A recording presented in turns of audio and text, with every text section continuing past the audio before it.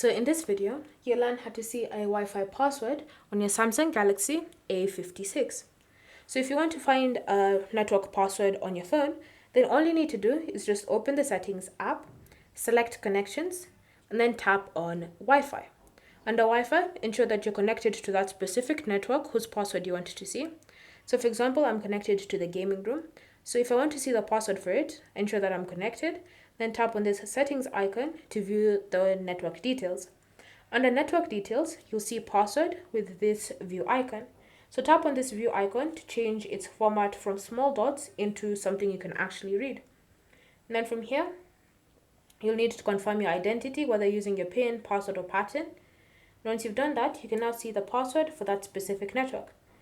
If it's another network that you haven't already connected to, you just want to select it. If it's available, tap on the settings icon, select the view option, confirm your identity, and you can now see the Wi-Fi network. If you have any questions or comments about this process, leave them down below and we'll get back to you.